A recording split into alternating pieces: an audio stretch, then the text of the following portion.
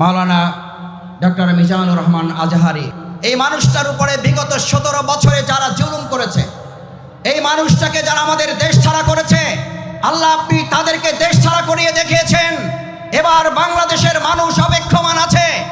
আর যদি ভবিষ্যতে কোনো আলেমের সাথে বেয়াদবি করা হয়, আর যদি কোনো আলেমকে নিয়ে তুচ্ছ তাচ্ছিল্য টালবাহানা করা হয়, মহাগ্রন্থ আল কোরআন এবং ইসলামকে নিয়ে যদি আর কেউ টানাহেস্র করেন, তাহলে তার চেয়েও করুণ পরিণতির জন্য তাকেও অপেক্ষা করতে হবে। আল্লামা দেলোয়ার হোসেন সাঈদী রাহমাহুল্লাহকে আপনি শহীদ হিসেবে কবুল করুন। আল্লাহ এই মাঠে আমাদের দেখা হলো না, মেহেরবানি করে কাল কিয়ামতের কঠিন ময়দানে আমাদের হিসাব নিকাশ সহজ করে জান্নাতুল ফিরদাউসে আপনি আমাদেরকে একত্রিত করে দেখা সাক্ষাতের ব্যবস্থা করে দিয়েন। সম্মানিত বন্ধুগণ, মুসল্লিয়ান ইকরাম, আমার মা এবং বোনেরা, ভিন্ন ধর্মাবলম্বীরাও বিভিন্ন জায়গা থেকে আমাদের এই আওয়াজ, আমাদের এই আলোচনা, আমাদের এই কোরআনের বাণী শুনছেন। আমরা আমাদের মা বোনদের ধন্যবাদ জানাই। অসম্ভব কষ্ট করে বিশাল এই তাফসীরুল কোরআন মাহফিলে আপনারা হাজির হয়েছেন। আল্লাহ সুবহানাহু ওয়া তাআলা আমাদের মা বোনদের কবুল করুন। এই জন্য যে মা বোনদের আল্লাহ সুবহানাহু ওয়া তাআলা এত বড় মর্যাদা দিয়েছেন। আমার শ্রদ্ধেয় প্রিন্সিপাল বলতেন, মাসুদ, আমাদেরকে আল্লাহ তাআলা রাসূল করিম সাল্লাল্লাহু আলাইহি ওয়াসাল্লামের মাধ্যমে সান্ত্বনা পুরস্কার দিয়েছেন। কি পুরস্কার? কি পুরস্কার? রাসূল করিম সাল্লাল্লাহু আলাইহি ওয়াসাল্লামের কাছে সাহাবা ইজমাইন کرامগণ যখন জানতে চাইলেন, ইয়া রাসূলুল্লাহ, আমরা আল্লাহর পরে কার খেদমত করব, কার হক আদায় করব? রাসূল করিম সাল্লাল্লাহু আলাইহি ওয়াসাল্লাম বললেন, তোমার মা। তারপর কে? তোমার মা। তারপরে কে? তোমার মা। তারপরে সান্ত্বনা পুরস্কার পেলাম আমরা, তোমার বাবা। আল্লাহ সুবহানাহু ওয়া তাআলা আমাদের এই মা বোনদেরকে ধৈর্যের সাথে, কষ্টের সাথে আজকে এই তাফসীরুল কোরআন মাহফিল শুনে আমাদের প্রত্যেক ঘরে ঘরে একজন করে হযরত খাদিজাতুল কুবরা রাদিয়াল্লাহু তাআলা আনহা, হযরত আয়েশা সিদ্দিকা রাদিয়াল্লাহু তাআলা আনহা দান করুন। যে কথা আমরা আমাদের এই দুনিয়ার কথা শুনেছি, আমাকে একটা ভালো মা দাও। পরের লাইনটা কি? আমি তোমাদেরকে একটা ভালো গ্রাম দেব, আমি তোমাদেরকে ভালো পটুয়াখালী দেব, আমি তোমাদেরকে ভালো রাঙাবালি, বাউফল দেব, মির্জাগঞ্জ দেব। আমাদেরকে একটা আল্লাহ আপনি ভালো মা দেন। আমাদের এই মা এবং বোনের জাতি যারা এসছেন, বিগত 17 বছরে তাদের ইজ্জত এবং আব্রু নিয়ে যারা টালবাহানা করেছেন, ছিনিমিনি খেলেছেন, আজ কান খুলে শুনে রাখুন, আমাদের জীবন বাজিয়ে রাখবো। আমাদের মা বোনদের ইজ্জত নিয়ে ভবিষ্যতে আর কাউকে টালবাহানা করতে দেওয়া হবে না।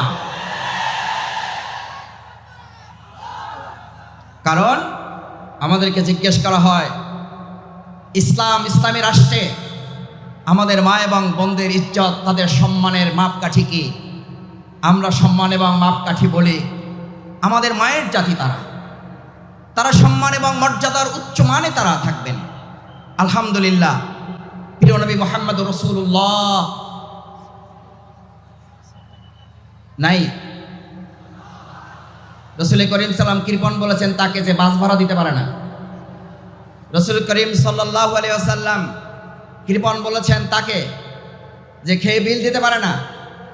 পৃথিবীর সেরা কৃপণ হচ্ছে সে যে রাসূল করিম সাল্লাল্লাহু আলাইহি ওয়াসাল্লামের নাম উচ্চারণ হয় কিন্তু হৃদয়ের সব শক্তি দিয়ে তার নাম উচ্চারণ করে দুরূদ পেশ করে না। একবার জোরে সরে বলুন, রাসূল করিম। আলহামদুলিল্লাহ, কোরআনের এত বড় মাহফিলে এসেছেন। আবার কবে বেঁচে থাকবো, আবার কবে আসতে পারবো আমরা জানি না। সুতরাং এই কোরআনের মাহফিলকে সংরক্ষিত করার জন্য, এটাকে সুন্দর, সফল, সার্থক করার জন্য আমরা কি আইন শৃঙ্খলা বাহিনীর উপরে শুধু নির্ভর করব? আমরা কি শুধু স্বেচ্ছাসেবক ভাইদের উপরে নির্ভর করব? নাকি আমরা প্রত্যেকে আল্লাহর উপরে ভরসা করে দায়িত্ব নিয়ে প্রত্যেকে স্বেচ্ছাসেবক হিসাবে 2024 সালের জুলাই আগস্টে যেমন সবচেয়ে মানুষ শয়তানদের মধ্যে বড়টাকে আমরা মোকাবেলা করে বিতাড়িত করেছি, আমাদের মাঝও, সেজও, ছোট, নাবালক সব শয়তানগুলোকে মোকাবেলা করার জন্য আমরাও জীবন বাজি রেখে প্রস্তুত থাকব। সম্মানিত ভাই এবং বন্ধুগণ, মহাগ্রন্থ আল কোরআন, কোরআনের তাফসীর আপনারা শুনতে এসেছেন। মাওলানা ডক্টর মিজানুর রহমান আজহারি হাফেজাহুল্লাহ আর অল্প সময়ের মধ্যেই আমাদের মাঝে এসে উপস্থিত হবেন ইনশাআল্লাহ। আমরা আল্লাহর শুকরিয়া আদায় করি আমাদের এই প্রিয় ময়দানে তিনি আমাদেরকে সময় দিয়ে ধন্য করেছেন। আমরা তাকে স্বাগত জানাই, অভিনন্দন জানাই। তার নানান ব্যস্ততার মধ্যে ওই পটুয়াখালীবাসীকে কোরআনের তাফসীর শুনিয়ে আমাদের অন্তরকে তিনি প্রশান্ত করবেন। আল্লাহ, এই মানুষটার উপরে বিগত 17 বছরে যারা জুলুম করেছে, এই মানুষটাকে যারা আমাদের দেশ ছাড়া করেছে, আল্লাহ আপনি তাদেরকে দেশ ছাড়া করিয়ে দেখিয়েছেন। এবার বাংলাদেশের মানুষ অপেক্ষমান আছে। আর যদি ভবিষ্যতে কোনো আলেমের সাথে বেয়াদবি করা হয়, আর যদি কোনো আলেমকে নিয়ে তুচ্ছ তাচ্ছিল্য টালবাহানা করা হয়, মহাগ্রন্থ আল কোরআন এবং ইসলামকে নিয়ে যদি আর কেউ টানাহেস্র করেন, তাহলে তার চেয়েও করুণ পরিণতির জন্য তাকেও অপেক্ষা করতে হবে। সুতরাং এই বিশাল লক্ষ লক্ষ মুসলিম জনতার তাফসীর মাহফিলে যে যেখানে আছেন, আপনাকে শুধু সিসি ক্যামেরা আর এই বাংলাদেশের ক্যামেরাগুলো আপনাকে ফলো করছে না, আপনাকে ফলো করা হচ্ছে আরশে আজিম থেকে। হাজার হাজার লক্ষ লক্ষ ফেরেশতা এই সুন্দর মাহফিলকে বেষ্টন করে আছেন। আপনার প্রত্যেকটি কর্মকাণ্ড আরশে আজিমের ক্যামেরায় বন্দী করা হচ্ছে। আমি আশা করব আমাদের শ্রদ্ধেয় প্রধান অতিথি শেষ পর্যন্ত তার বক্তব্য অত্যন্ত শান্ত শিষ্টভাবে ধৈর্য ধরে, আমরা কি শুনতে সবাই রাজি আছি? ইনশাআল্লাহ, ইনশাআল্লাহ। আল্লাহ আপনি হাতগুলো কবুল ও মঞ্জুর করেন। সম্মানিত ভাই এবং বন্ধুগণ, আল্লাহ সুবহানাহু ওয়া তাআলা বলেন, আউযু বিল্লাহি মিনাশ শাইতানির রাজীম, বিসমিল্লাহির রহমানির রহিম। ونزلنا عليك الكتاب تبيانا لكل شيء وهدى ورحمة وبشرى للمؤمنين। سبحان الله। আল্লাহ সুবহানাহু ওয়া তাআলা বললেন, ওয়ানাজ্জালনা আলাইকাল কিতাব, আমি আপনাদের কাছে, মানব জাতির কাছে, গোটা সভ্যতার কাছে মহাগ্রন্থ আল কোরআন নাজিল করেছি। এই কিতাব দিয়েছি। এই কিতাবের মাধ্যমে আমি শুধুমাত্র তোমাদেরকে নামাজ পড়ার বিধান দেই নাই। এই কিতাবের মাধ্যমে আমি তোমাদেরকে শুধুমাত্র রোজা রাখার বিধান দেইনি। এই কিতাবের মাধ্যমে আমি তোমাদেরকে শুধু যাকাতের বিধান দেইনি। তিবিয়ানান লিকুল্লি শাইইন, সমস্ত কিছু ছোট ছোট বিষয়গুলো আমি বর্ণনা করে একটা একটা করে পরিষ্কার করে তোমাদের সাথে তুলে ধরেছি, যাতে সংস্কারের তোমরা যতই আলোচনা করো, মূল সংস্কার কোরআনের বাইরে না ভিতরে। সংস্কার কোরআনের বাইরে না ভিতরে। সংস্কারের মূল সংস্কারক, পৃথিবীর সেরা সংস্কারক, পৃথিবীর সেরা মহা সংস্কারক আইনস্টাইন, নিউটন, রবীন্দ্রনাথ ঠাকুর, হরশ্চন্দ্র প্রসাদ। তার নাম বলেন একবার জোরে সোরে সবাই।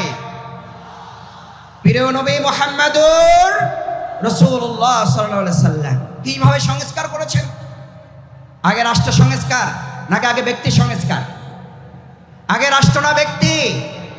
রাসূল করিম সাল্লাল্লাহু আলাইহি সাল্লাম আগে কি সোনার মদিনা করেছেন না সোনার মানুষ করেছেন? আল্লাহ রসুল করিম সাল্লাল্লাহু আলাইহি ওয়াসাল্লাম সোনার মানুষ বানিয়েছেন আগে। আমরা আগে থেকে উল্টা দিক থেকে শুরু করতে চাই। আমরা আগে সোনার বাংলাদেশ চাই, আমরা সোনার বাংলা তৈরি করতে চাই, অথচ সোনার মানুষের কোনো খবর নাই। আমরা শুনতে পাই আমাদের স্লোগান তোলা হয়েছিল 7.5 কোটি মানুষের কম্বল, আমার কম্বলটা আমি পাইলাম না। তখন তারা ছিল কম্বল চোর, আর এখন তারা ডিজিটাল যুগে এসে তারা হয়েছে বাংলাদেশের সকল ব্যাংকগুলো ব্যাংকের চোর তারা পরিণত হয়েছে। সম্মানিত ভাই এবং বন্ধুগণ, আল্লাহ তাআলা এই কোরআন নাজিল করে, কিতাব নাজিল করে আমাদেরকে জানালেন, তোমাদের জন্য 4টা সুসংবাদ দিচ্ছি। কয়টা? হুদা, এটা রোডম্যাপ দিয়ে দিলাম, সংস্কারের কর্মপন্থা তোমাদেরকে দিয়ে দিলাম। এমন হেদায়েত, যে হেদায়েতের মাধ্যমে হযরত ওমর ফারুক রাদিয়াল্লাহু তাআলা আনহুর মতো সেই সময়ের ইসলাম গ্রহণের আগের সবচেয়ে খারাপ মানুষটা এই মহাগ্রন্থ আল কোরআনের মাধ্যমে সবচেয়ে সুন্দর সোনার মানুষে পরিণত হয়েছে। সেই মহাগ্রন্থ আল কোরআন আমাদের মাঝে আছে না নাই? তাহলে আমরা আমাদের আজকের বাংলাদেশে যদি সোনার বাংলা করতে চাই, তাহলে আমরাও আমাদের এই কোরআনের আলোকে এই লোকগুলোকে সোনার মানুষে পরিণত করা যাবে, নাকি আমাদের মত দিয়ে মানুষের তৈরি করা তন্ত্র মন্ত্র দিয়ে তাদেরকে পরিবর্তন করা যাবে? যদি সোনার বাংলা করতে হয় তাহলে আল কোরআন দিয়ে করা যাবে, নাকি মানুষের তৈরি করা মতবাদ দিয়ে করা যাবে? যদি কোরআন দিয়ে করা যায় তাহলে সেই কোরআনের বাণী আজকে শুধু শুনবো না, সেই কোরআনের বাণী আমরা সংসদেও পাঠাবার ব্যবস্থা করবো ইনশাআল্লাহ।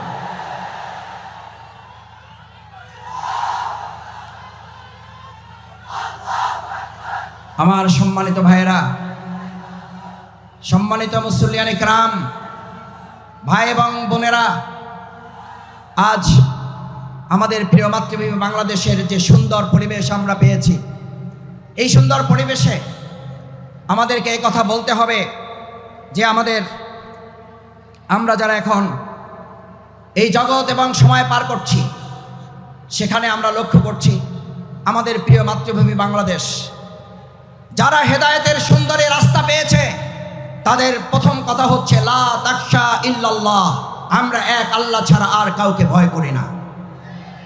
আল্লাহ ছাড়া এক যারা আর কাউকে ভয় করে না।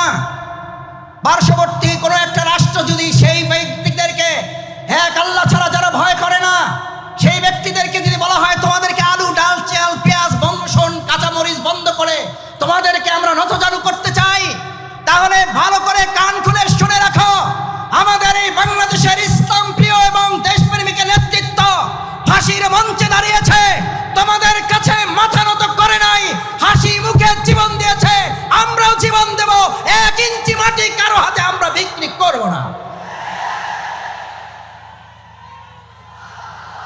আমার তরুণেরা, আমার যুবকেরা এখানে আছে, আমার তরুণেরা, আমার যুবকেরা 2024 সালের জুলাই আগস্টে স্লোগান তুলেছিল, ঢাকা না, ঢাকা না,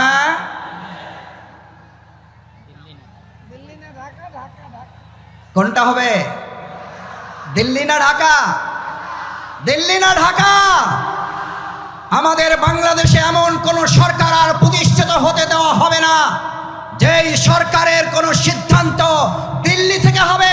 আমাদের দেশের সিদ্ধান্তই বাংলাদেশের মাটি থেকেই হবে। আমার সম্মানিত ভাই এবং বন্ধুগণ, হাতের ডান পাশে যারা আছেন বসে যাবেন। আমি আবার বলছি, এটা আল কোরআনের ময়দান। এই আল কোরআনের ময়দানে প্রত্যেকে আদবের সাথে নিজ নিজ দায়িত্ব নিয়ে স্বেচ্ছাসেবকের ভূমিকা পালন করবেন, আল্লাহকে সাক্ষী রেখে। মারা যাবে ইনশাআল্লাহ। দেখি একটা তাকবীর, লিল্লাহে তাকবীর, লিল্লাহে তাকবীর, লিল্লাহে তাকবীর। আমার সম্মানিত ভাই এবং বন্ধুগণ, সেজন্য আজ আমাদের এই কলিজার টুকরা সন্তানের আর একটা স্লোগান তুলেছিল, আমাদের ছাত্র তরুণ যুবকের আর একটা সুন্দর স্লোগান তুলেছিল, উই ওয়ান্ট জাস্টিস। ঐতিহাসিক ইবনে খালদুন নাম শুনেছেন, সবাই জানেন ঐতিহাসিক ইবনে খালদুনের কথা। সেই ঐতিহাসিক ইবনে খালদুন সকল সভ্যতাগুলোকে পর্যালোচনা করে, মিশরীয় সভ্যতার মেয়াদকাল ছিল 3000 বছর। ভালো করে খেয়াল করার জন্য বলছি, ডানে যারা ডানে আছেন, যারা বামে আছেন, বসুন, বসে পড়ুন, এটা কোরআনের ময়দান। 3000 বছরের সভ্যতা ছিল মিশরের, রোমানদের ছিল 1000 বছরের সভ্যতা, সিন্ধুদের ছিল 700 বছরের সভ্যতা। সকল সভ্যতাগুলো একে একে ধ্বংস হয়ে যাওয়ার পর ঐতিহাসিক ইবনে খালদুন বলেন, আমি এই সবগুলো সভ্যতার কাছে গিয়ে প্রশ্ন করেছিলাম, হে মিশরীয় সভ্যতা তুমি ধ্বংস হলে কেন? হে রোমান সভ্যতা তুমি ধ্বংস হলে কেন? হে সিন্ধু সভ্যতা তুমি ধ্বংস হলে কেন? হে বেবিলনীয় সভ্যতা তুমি ধ্বংস হলে কেন? ঐতিহাসিক ইবনে খালদুন বলেন, এই প্রত্যেকটি সভ্যতা ধ্বংসের পিছনে 2টি উত্তর আমি পেয়েছি ধ্বংসস্তূপের কাছ থেকে। কয়টি উত্তর? কয়টি উত্তর? 2টি উত্তর পেয়েছিল এই ধ্বংসস্তূপের কাছ থেকে। প্রথম জবাব ছিল ইনজাস্টিস। ঐতিহাসিক ইবনে খালদুন বলেন, এন্ড দ্য নেক্সট অ্যান্সার, তারপরের জবাবটা ছিল ইনজাস্টিস, অর্থাৎ ইনজাস্টিস এন্ড ইনজাস্টিস। অন্যায় বিচার এবং অন্যায় বিচারের মাধ্যমে 1000 বছরের, 700 বছরের, 3000 বছরের সভ্যতার যদি ধ্বংস হয়, তাহলে নতুন করে পৃথিবীতে আর কোনো মতবাদ দিয়ে সভ্যতা বিনির্মাণ করা যাবে না। বরং সভ্যতা বিনির্মাণের জন্য আজ নতুন করে স্লোগান উঠেছে, the foundation of all civilization, one earth is religion, one earth is religion, one earth is religion. ইসলাম ছাড়া পৃথিবীতে ভবিষ্যৎ আর কোনো সভ্যতা নেতৃত্ব দিতে পারবে না।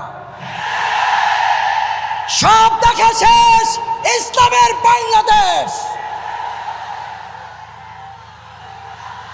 এই কথা আমাদের নয়, এই কথা শুধু পীর সাহেবদের নয়, এই কথা শুধু ইমামদের নয়, এই কথা শুধু রাজনীতিবিদদের নয়, এই কথা শুধু আলেম ওলামাদের নয়, এই কথা শুধু পটুয়াখালীবাসীর নয়, এই কথা বিশ্ব মানবতার মুহাম্মদুর রাসূলুল্লাহ। এরকম হাত জাগিয়েছেন রাসূল করিম সাল্লাল্লাহু আলাইহি ওয়াসাল্লাম, আনা সাহাতু কাতাইন। এই যে আমার দুটো আঙ্গুল দেখতে পাচ্ছ, আল্লাহ রাসূল করিম সাল্লাল্লাহু আলাইহি ওয়াসাল্লাম বললেন, দুটো আঙ্গুল দেখো ভালো করে। আনা সাহাতু কাতাইন, এটা আমি, এটা কিয়ামত। আমি এবং কিয়ামত, আমি এসেছি, কিয়ামত শুরু হয়েছে। এই জামানায়, এই সভ্যতার সামনে ইসলাম ছাড়া আর এমন কোন আদর্শ নাই যে আদর্শ দিয়ে মানুষের মুক্তি পাওয়া সম্ভব। সুতরাং আজ এরকম একটি প্যান্ডেল নয়, দুটি প্যান্ডেল নয়, 3টি, 4টি, 5টি, 7টি নয়, 9টি প্যান্ডেলে ভর্তি হওয়া ভাই এবং বন্ধুগণ, আমার বোনেরা, আজ আমাদের এখান থেকে সিদ্ধান্ত নিতে হবে এই ভেঙে যাওয়া পৃথিবী গড়ে তোলার জন্য। আল্লাহ সুবহানাহু ওয়া তাআলা প্রিয় নবী মুহাম্মদুর রাসূলুল্লাহ সাল্লাল্লাহু আলাইহি ওয়াসাল্লামকে দিয়ে যে ঘোষণা দিয়েছেন, এক ইসলামী সভ্যতা ছাড়া ভবিষ্যৎ আর কোন সভ্যতা মানুষকে মুক্তি দিতে পারবে না। যদি তাই না পারে, তাহলে আমাদের জন্য আল্লাহ তাআলার পরের ঘোষণা হচ্ছে, তিবিয়ানান লিকুল্লি শাইইন ওয়া হুদাও ওয়া রাহমা ওয়া বুশরা লিল মুমিনিন। আল্লাহ রাব্বুল আলামিন কি বললেন? হুদা, তোমাদের রোডম্যাপ দিয়ে দেওয়া হলো। এবার তোমাদের জন্য রহমা, তোমাদের জন্য আল্লাহর দয়া, তোমাদের জন্য আল্লাহর করুণা, তোমাদের জন্য আল্লাহর অনুগ্রহ। আমাদেরকে কোন দেশ কি দেবে আমরা সেই দিকে তাকাতে চাই না, আমাদেরকে কোন নেতা কি দেবে সেই দিকে তাকাতে চাই না। আমরা আল্লাহর ওই করুণা, ওই রহমত, ওই দয়া, অনুগ্রহের দিকে তাকাতে চাই, যে ইসলাম এবং সৎ, দক্ষ, যোগ্য নেতৃত্ব প্রতিষ্ঠিত হলে আল্লাহ সুবহানাহু ওয়া তাআলা ঘোষণা দিচ্ছেন, আসমান এবং জমিনের বরকতের দরজা যদি খুলে যায়, পৃথিবীর কোন শাসক নেই বাংলাদেশকে দাবিয়ে রাখতে পারবে। আমরা সেই রহমতের দরজা খুলতে চাই। সেই রহমতের দরজা শফিকুল ইসলাম মাসুদের হাতে নেই, সেই রহমতের দরজা ডাক্তার শফিকুর রহমানের হাতে নেই, সেই রহমতের দরজা বাংলাদেশের কোন রাজনৈতিক নেতার হাতে নেই। একবার হৃদয় উজাড় করে আর একবার জমিন কাঁপিয়ে সেই আল্লাহর নাম উচ্চারণ করো মুসলিমরা, কে? তিনি কে? তিনি কে?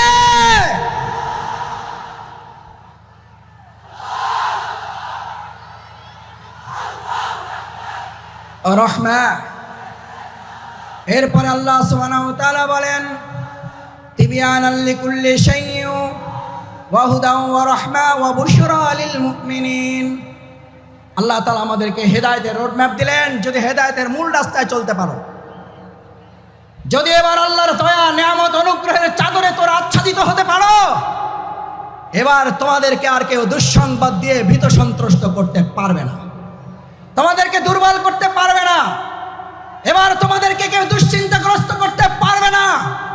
এবার আমি আল্লাহ তোমাদেরকে জানিয়ে দিচ্ছি, এই মহাগ্রন্থ আল কোরআন খুঁটে খুঁটে যদি তোমরা অনুকরণ করতে পারো, এর আলোকে যদি রান্নাঘর থেকে শুরু করে সংসদ ভবন পর্যন্ত শুধুমাত্র জাতীয় মসজিদ বাইতুল মুকাররম আল্লাহর বিধানের আলোকে চলবে না, বাইতুল মুকাররমের পাশাপাশি গণভবন, বঙ্গভবন, সংসদ ভবন যখন পরিচালিত হবে, আল্লাহ বলেন গোটা দুনিয়ার কোন প্রান্ত থেকে তোমাদের সুসংবাদ দরকার হবে না।